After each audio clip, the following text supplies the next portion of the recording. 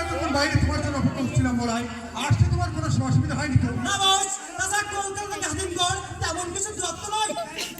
জায়গাটা তোমার কেমন লাগছে বলাই? ভালো, আপনি কি এখানে থেকেই কাজ করবেন বলে জানো ঠিক আছে? তোমার কোনো অসুবিধা আছে?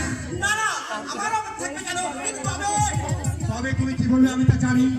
শোনো বলাই, ড্রিমল্যান্ড হোটেল থেকে আমাদের কাজ চলবে, আর তুমি শুধু মাঝে মাঝে এখানে এসে আমার গোপন নির্দেশটা নিয়ে যাবে।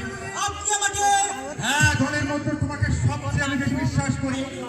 এই 2 মাসের মধ্যে তুমি এমন অনেক মহৎ কাজ করেছো যার সত্যি প্রশংসার দাবি রাখে। জীবনের ঝুঁকি নিয়ে তুমি ছাড়া এই কাজ আর কেউ করতে পারবে না।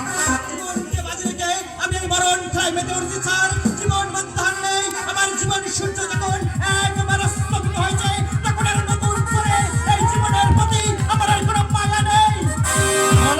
মানুষের মতো আমিও বাঁচতে চেয়েছিলাম, ধার করা কোনো আলোয় নয়, আমার নিজস্ব আলোয় আমার পেতে চেয়েছিলাম, কিন্তু আমার জীবন সে আলো এক ফুটকারে নিভে দিয়েছে এক রহস্যময়ী নারী, যাকে আমি চিনতে পারিনি। আমার অন্তর উজাড় করা ভালোবাসার বিনিময়ে সে আমার অভিনয় করতে গেলে আমার সামনে আমার জীবনের খেয়াঘাট থেকে চূর্ণ খেয়াঘাটে বেসে গেছে, অথচ আমি তাকে নিয়ে নির্বাচবার স্বপ্ন দেখেছিলাম।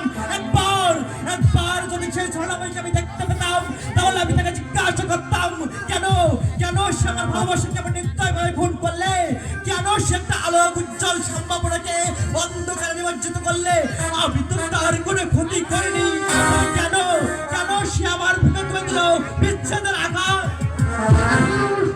এভাবে তোমাকে অদর্থ হওয়া সাজানো বলা হয় কিছু স্বপ্ন কিছু কল্পনা নিয়েই মানুষ বাঁচতে চায়, নইলে মানুষের জীবন দুর্বিষহ হয়ে ওঠে।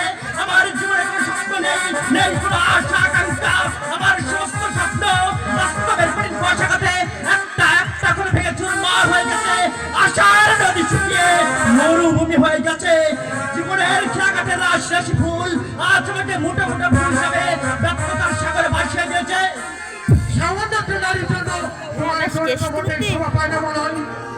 লেখাপড়া করে শিক্ষিত বলবেন না, ওই শিক্ষিত কথাটা আমার সামনে বলবেন না।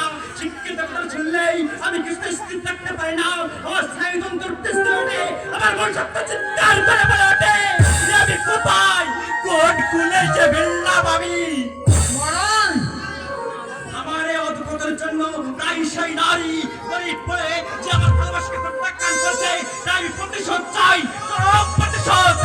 হ্যাঁ, জীবনে চলার পথে একদিন না একদিন তার সঙ্গে আমার দেখা হবে, সেদিন আমি তার মুখের উপর ছুঁড়ে দেবো মুঠো মুঠো টাকা, দেখবো দেখবো সে তখন কি জবাব দেয়। হ্যাঁ, সেটা হবে পুরুষের উপযুক্ত কাজ। আর তার জন্য তোমাকে এখনো জীবনের অনেকটা পথ অতিক্রম করতে হবে বলা হয়। এসো এসো, তুমি আমার সঙ্গে এসো। চলুন চলুন স্যার, জীবনের সেই দীর্ঘ পথ অতিক্রম করে আমি সেই লক্ষ্যস্থানে পৌঁছাবো।